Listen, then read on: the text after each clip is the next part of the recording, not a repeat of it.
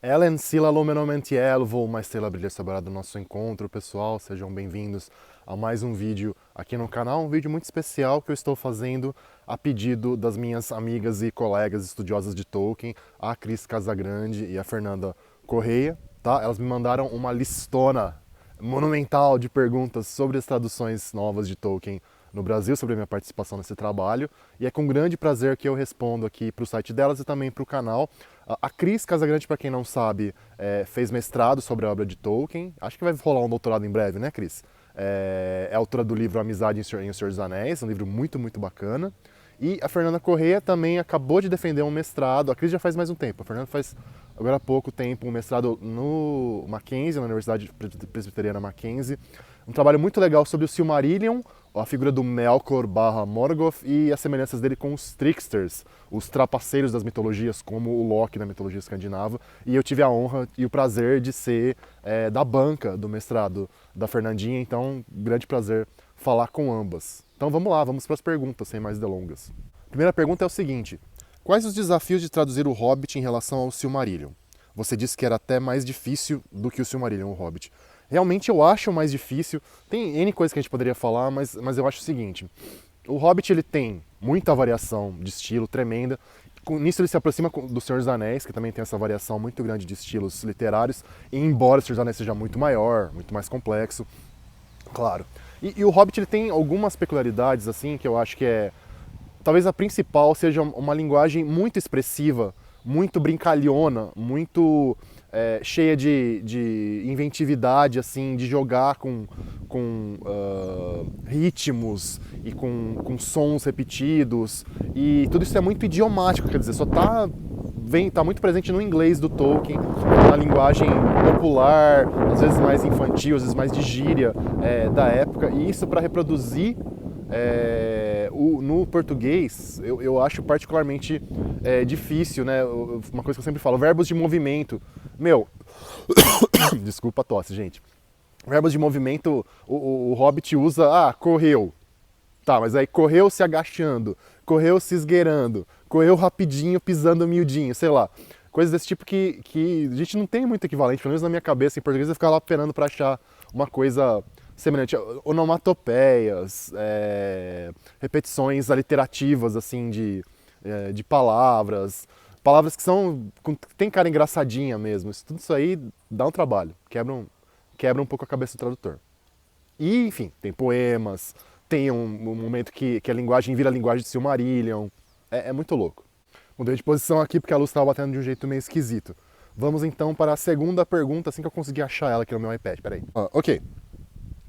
De todas as traduções que você já fez até agora para HarperCollins, houve algum trecho que foi mais difícil ou que mais te desafiou na hora de traduzir?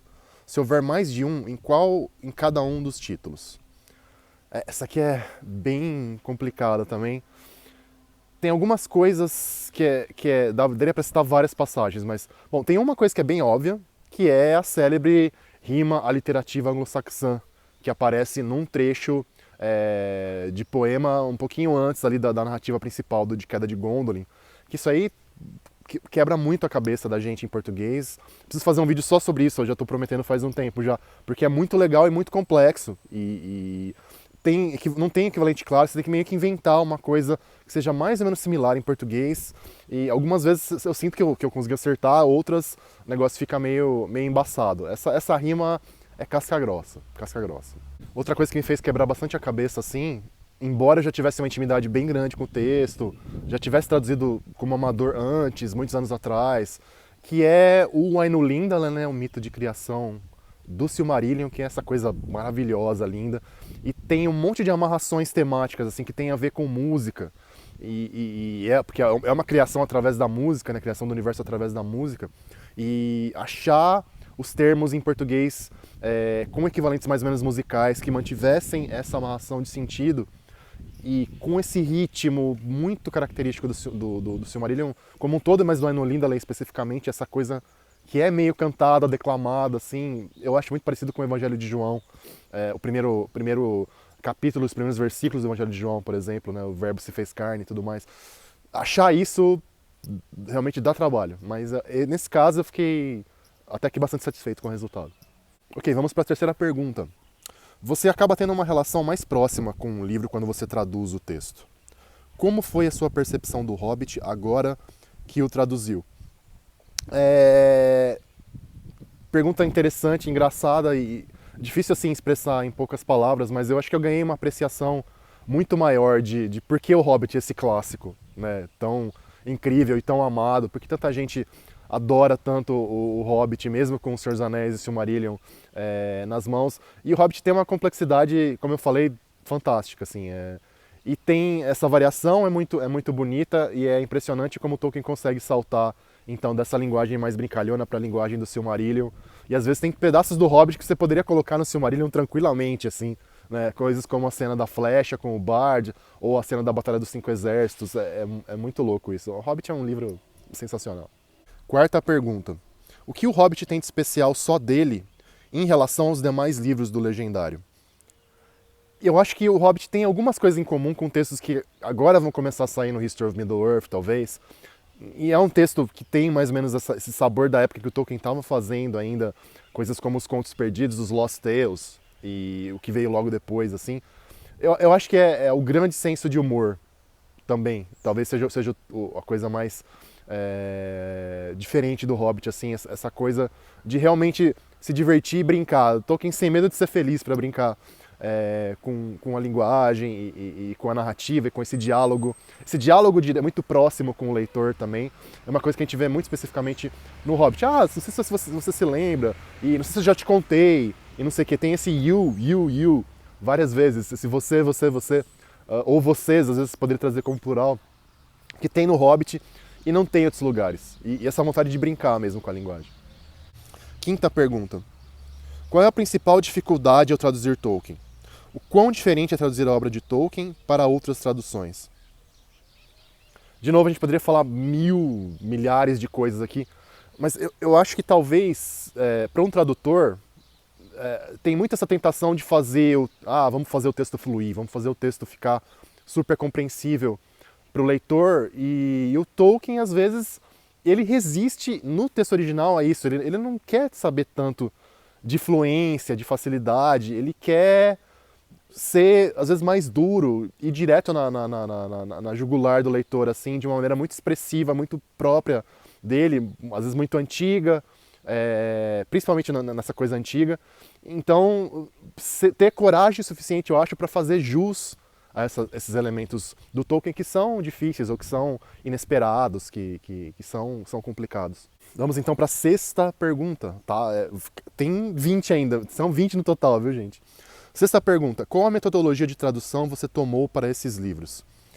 Então, de maneira geral, para usar o termo que a gente aprende em pós-graduação de tradução, que foi o que eu fiz, é uma tradução estrangeirizadora, em certo sentido, quer dizer, realmente tentando trazer ao máximo os elementos do texto original, até os que são um pouco estrangeiros, um pouco estranhos para a gente, que talvez não fossem, certamente não usados em português moderno às vezes, mas manter isso. E eu tento fazer uma coisa que é quase matemática, assim, de olhar elemento por elemento, caso a caso, dos elementos das palavras, até coisas mais amplas, frases, parágrafos, períodos, questão mais sintática, e olhar e repassar ponto a ponto do original para o português. Então, se eu brinco isso, o adjetivo está na quinta posição da frase no inglês, se for possível, eu quero manter ele naquela quinta posição, sabe? Teve uma inversão do objeto indireto e do sujeito na frase tal. Essa inversão tem que acontecer de alguma maneira em português também. Isso por um lado. E uma outra coisa que talvez fica meio em contradição ou em equilíbrio com ser estrangeirizador, que é o seguinte, pensar também que elementos da tradição literária em português seriam adequados para repensar o Tolkien com uma sensação semelhante na tradução. Então, eu inegavelmente estou sendo muito influenciado por Camões para fazer coisas da Primeira Era, assim, coisas da fase do Silmarillion. Em poemas eu tento pegar poemas que têm um sabor tradicional, não só do Camões, claro, eu pensei um pouquinho em Gil Vicente, eu pensei em coisas como mais modernas, mas que têm um sabor tradicional, então João Cabral de Melo Neto, Cecília Meirelles, eu acho que funciona muito bem para pensar alguns poemas meio hobbits, assim. Enfim, é por aí. Sétima pergunta. O Hobbit chegou às livrarias. Como tem sido a recepção até agora? Tanto em relação à tradução quanto à edição.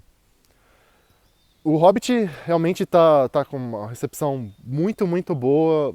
Os livros estão lindos, tanto a edição mais geral quanto a edição especial feita para a Nerd Store. Por enquanto, está sendo muito, muito positivo. Acho que mais, talvez, até do que os livros anteriores que saíram em alguns aspectos. Acho que as pessoas estão mais acostumadas com a nossa visão, com as coisas que a gente fez. Embora algumas pessoas ainda não concordem, o que é normal, elas estão mais abertas para entender e para ouvir. Isso é muito legal. Acho que estamos indo bem, graças a Deus. Graças a Aero e Lúbata. Oitava pergunta. Essa aqui é mais polêmica, mas não vou entrar em polêmica, na verdade. Você tem recebido elogios e críticas. Como elas têm sido? Há críticas positivas que te fazem pensar em alguma mudança? A gente tomou muita pedrada, mas é importante relativizar também porque o muita vem dessa coisa estranha que é redes sociais, que a gente nunca sabe qual que é a amostragem do público que as redes sociais estão pegando. Então tem que levar isso em conta. Mas muita gente também fala na boa, fala de um jeito interessante, bem pensado. Algumas coisas eu poderia, acho que poderia repensar, mas eu acho que por enquanto em termos pontuais, assim. O pessoal do Tolkien Talk, por exemplo, apontou que em inglês, no Hobbit, no mapa, né, tem The Wild, the Edge of the Wild, Wilderland, Wilderland ficou terras selváticas, mas às vezes eu uso o ermo também, que não tem uma relação etimológica direta entre ermo e terra selvática, seria legal montar. Mas eu acho que são coisas desse tipo, coisas que envolvem mais o pontual. Para a lógica geral do que a gente tem adotado, e lembrando que não é só Reinaldo de Lopes Manezão, mas é o Conselho de Tradução, eu, o Ronald Kirmes, o Gabriel Brum, o nosso editor o Samuel Couto, vai entrar mais gente aí, tá quase na boca do gol para entrar mais gente no grupo. Então é uma coisa coletiva bem pensada, bem considerada e que eu acho que como arcabouço geral não vai mudar, não deve mudar. Nona pergunta, estamos quase na metade. Como funciona o processo de mudança, principalmente de nomes próprios, na nova tradução? O responsável pela tradução sugere? Como vocês chegam a um acordo? Então, obviamente, embora o pessoal, alguns críticos digam que não, mas o nosso grande guia é o guia de tradução do Tolkien, deixado pelo próprio Tolkien, que abarca principalmente o Senhor dos Anéis, mas pega termos do Hobbit também, algumas coisas que sejam ligadas ao Silmarillion. Em geral, para mudar, o tradutor que está trabalhando no livro, que está aquele termo primariamente, que às vezes também é compartilhado entre livros, né? Então às vezes alguma coisa que está no Silmarillion também vai influenciar no Hobbit, vai influenciar no Senhor dos Anéis, tem todo esse elo. Mas o tradutor que está trabalhando naquele livro e chegou naquele ponto e achou que é preciso mudar, o que vale a pena pensar em mudar, considera o que pode ser feito, o que pode ser melhorado. A gente coloca isso no nosso fórum interno, que não é só o grupo de WhatsApp, também a gente também tem um fórum lá naquele sistema Trello, para quem não conhece, que é um sistema de fóruns de trabalho, de produtividade e tal. A gente coloca isso lá, é discutido brevemente, cada um dá a sua opinião sobre a mudança proposta, e quem bate o martelo, obviamente, é o chefe, é o nosso querido Saruman, como a gente brinca do nosso grupo de magos, que é o Samuel, tá bom? Samuel Couto, o editor da HarperCollins. É isso, é simples, bem simples. 10ª pergunta. Como é a relação com o conselho, editorial e tradutores, e os revisores? É uma relação muito próxima, assim, muito constante, dá bastante trabalho. Às vezes eu converso mais com o pessoal do conselho do que com os meus amigos e parentes, assim, porque é muito intenso, às vezes tem picos, né? Às vezes tem coisa nova entrando na nossa linha de produção, aí explode e tal, e depois dá uma parada. Em relação com os revisores, inclusive a Cris, com quem eu tô falando, que é revisora também, é muito, muito próxima e muito direta, assim. O pessoal manda áudio. O Guilherme gosta muito, por culpa minha, que eu fico, manda áudio aí, Gui. O Guilherme que foi revisor do Silmarillion e do Hobbit, manda áudios perguntando alguns detalhes, a gente responde. Tem muita sugestão. E é importante ressaltar também que os revisores salvam muita vida de tradutor, tá? A gente está na tradução ali, às vezes enfurnado, É normal o olho pular uma linha, o olho esquecer pedacinhos de parágrafo, coisas que aconteceram no Senhor dos Anéis em grande escala, poderiam ter acontecido nessas edições novas e não aconteceram graças ao trabalho muito centrado dos revisores. Tá? Então é uma relação bem intensa. 11ª pergunta, agora passamos da metade. Como fã de Tolkien, você adquiriu uma relação diferente com as obras do autor depois de traduzir suas obras? Eu não sei se diferente, eu acho que eu continuo tão fã quanto sempre, mas, sei lá, é uma visão mais anatômica, assim, é quase um pouco como tentar fazer uma ressonância magnética, um raio-x, uma tomografia da obra. Você te ajuda a dar uma visão um pouquinho mais cirúrgica da obra e a apreciação pela capacidade de construção literária mesmo do Tolkien aumenta muito. Você vê como aquilo é complexo e fantástico. E por outro lado você vê, porque às vezes a gente precisa estudar a evolução também dos textos, e eu gosto muito dessa parte, você vê que nada daquilo era inevitável, nada daquilo saiu pronto na cabeça dele tal qual o Palas Athena na cabeça de Zeus. Aquilo lá deu trabalho, exigiu quebrar a cabeça, teve beco sem saída, falsas entradas, falsos começos. Então é uma coisa humana e maravilhosamente feita por um grande ser humano que era o Tolkien. 12ª pergunta. Como você separa o Reinaldo fã do Reinaldo tradutor? O quanto um influencia no outro? Eu não sei se eu consigo separar, na verdade, as coisas estão muito juntas. Mas o Reinaldo fã já foi muito garoto enxaqueca, é muito xiita, assim, muito cara, Tolkien, você tem que ler em inglês, esquece tradução, sabe? Isso aí não adianta, aprende inglês, bem aprendido, vai lá ler. Por melhor que o tradutor seja, não adianta. Essa posição minha foi mudando ao longo dos anos. Essa era a posição minha quando eu comecei a ler Tolkien, que eu já comecei direto em inglês. E eu acho que é realmente um exagero.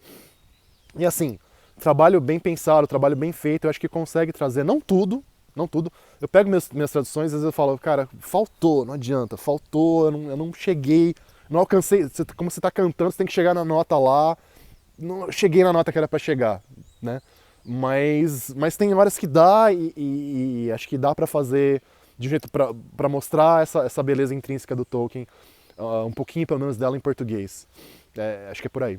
13ª pergunta. Você começou a ler Tolkien na faculdade. Como você acha que o Reinaldo de 20 anos reagiria ao saber que ele um dia traduziria aquelas obras? Então, deixa eu contar um segredo para vocês aqui, que eu sempre tive esse plano maligno de poder traduzir Tolkien. E uma das primeiras reações que eu tive à obra, assim, quando eu comecei a ler o Silmarillion, foi tentar traduzir, porque era um jeito, é estranho, né? Mas era um jeito para mim, eu acho que de tentar quebrar e reconstruir aquela linguagem que eu fiquei tão... que linguagem, cara, que linguagem maluca desse cara, que coisa incrível. E como é que eu entendo essa linguagem? Como é que eu reconstituo ela? Como é que ela faz sentido do ponto de vista quase material para mim? É tentar passar em português e ver como é que ela fica, sabe? Então eu tinha, esse desejo me acompanhou esse tempo todo. Fiz muita tradução amadora, como vocês sabem, lá para o site da Valinor, minha querida Valinor do coração. E então esse desejo super antigo realizado, é muito gratificante. Apesar dos haters que pegaram um pouquinho no pé, mas é muito gratificante, é um negócio do outro mundo, assim. 14ª pergunta. Você também é jornalista e escritor de ciência e história. Existe alguma relação com as duas profissões que você exerce? Então, na minha cabeça eu acho que sim. Acho que trabalhar com jornalismo de ciência e estudar sobre ciência, sobre história, me deu, acho que, mais bagagem para construir um bom texto e para entender a lógica do Tolkien. É uma coisa que eu sempre digo também, o Tolkien era um cientista das palavras, e que também levava muito em conta história e arqueologia no seu trabalho, como inspiração e como trabalho diário profissional, que acaba respingando nas obras também. Então, entender as Tengwar, como elas surgiram, ou entender a evolução linguística dos elfos e dos seres humanos, de outras espécies da obra, tudo isso, pensar em termos científicos, para mim sempre me ajudou bastante e acho que tem a ver com a maneira como Tolkien pensava essas coisas também. 15ª pergunta. O que você mais gosta ao trabalhar com Tolkien? O que faz seu olho brilhar ao lidar com os textos? É tanta coisa, é tanta coisa. Mas eu acho que assim, pra mim, às vezes, lendo o Tolkien, tem uma percepção do belo, da beleza e portanto, da verdade, assim, pensando em termos clássicos. Mas da beleza da linguagem humana em estado puro, em estado bruto, assim. Você olhar para aquele diamante que saiu da Terra já... Que não é isso, não saiu pronto, mas parece, né? E Tolkien me dá muito alento, me dá muita esperança, me dá muita coragem. Essa visão que ele tem do sofrimento e da beleza do mundo que está ao nosso redor, assim, e que transparece muito nos textos, isso mexe demais comigo. É uma fonte de alegria assim, quase inesgotável.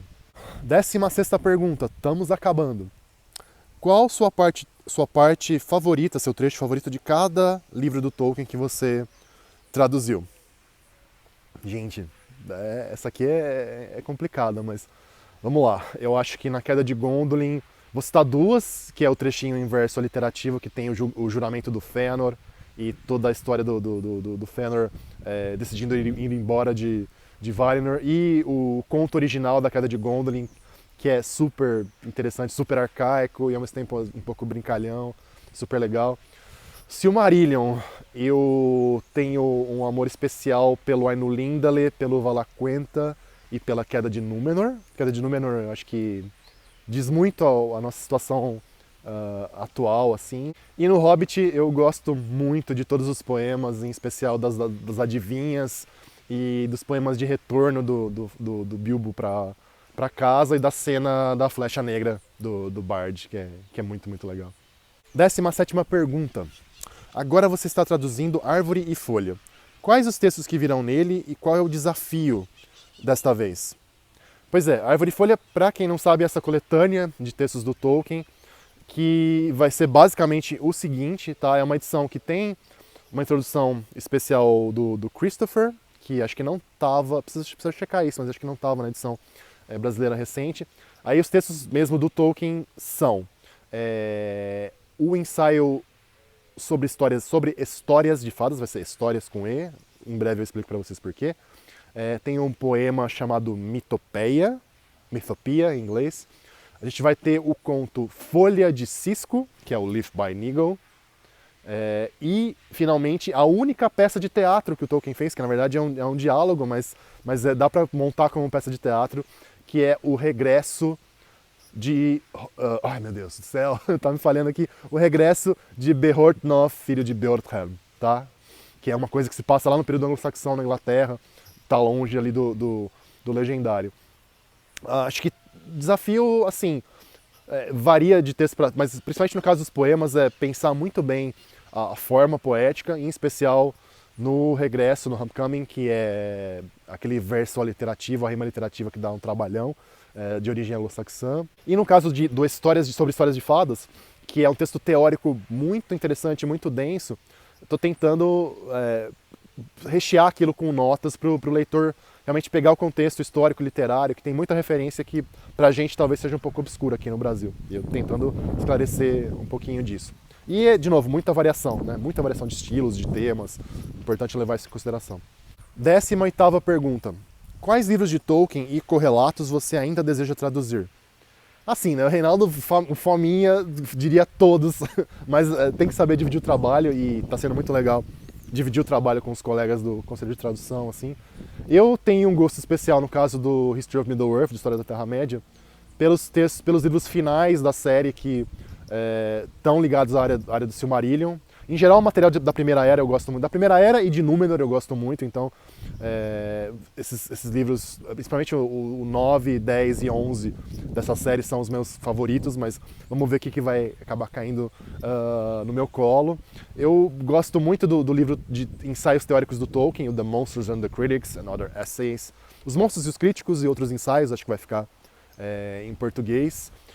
E de livros correlatos, eu sou grande fã do The Road to Middle-earth, A Estrada para a Terra-média, talvez, do Tom Shippey.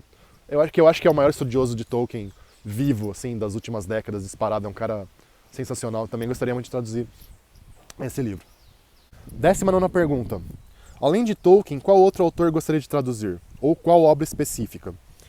Isso aí, muita vontade, muita saliva, assim, na boca também, mas eu acho que os livros da Ursula K. Le Guin, para quem não conhece, procurem o ciclo Terra-Mar, que é o ciclo de fantasia dela, os de ficção científica também são fantásticos, como Os Despossuídos, A Mão Esquerda da Escuridão. A Ursula é muito amor, assim, e tem aspectos que são muito tolkienianos nela, algumas coisas que são muito dela, muito específicos, mas eu acho que dos autores de fantasia, quem mais chega perto do brilhantismo do Tolkien, de maneira só dela, mas chega perto, eu queria muito fazer. Eu queria traduzir o Michael Chabon, que é um autor americano atual, judeu, que mistura fantasia e ficção científica, também escreve muito bem. Eu queria traduzir também o T.H. White, tá? É autor da série The Once and Future King, que teve algumas edições no Brasil, mas uma coisa meio que não fez um impacto. Eu fico chateado porque é uma recontagem, né? Uma recriação da história do Rei Arthur, e é lindo demais, assim. Orson Scott Card também eu gosto bastante de coisas do Orson Scott Card. Gostaria de fazer, para quem não conhece, ficou em português, The Ender's Game, o jogo do Exterminador. Também tem a edição aí, mas quem sabe eu consigo fazer uma edição nova algum dia. E coisas clássicas, eu gostaria de fazer uma tradução do Thomas Malory, Le Mort d'Arthur, né, um livro sobre o Rei Arthur. De novo, eu tenho uma certa obsessão arturiana aí. E outras coisas, mas acho que tá bom de lista por enquanto. 20ª e última pergunta. Existe algum plano para publicar algum livro autoral seu sobre Tolkien? Eu gostaria muito, mas eu acho que eu não tive a ideia que seria realmente legal de fazer ainda. Preciso pensar em alguma coisa. Traduzir, por exemplo, a minha tese. Publicar a minha tese de mestrado, eu acho que talvez seja específico demais. Eu teria que pensar em outros ângulos para ir junto ali. Está disponível na internet para quem quiser buscar aí a minha tese e minha dissertação de mestrado também. Não sei, preciso ter uma ideia que seja um pouquinho inovadora, que não chova no molhado, que traga uma contribuição diferente para as pessoas. Mas eu quero muito. E é isso, ficou enorme, gente, mas acho que talvez tenha ficado legal, espero que tenha ficado legal. Obrigado, Cris e Fernandinha, pelo interesse e pelas perguntas, tá bom? Obrigadão a todos pela atenção, como dizem os elfos, Namarie, adeus.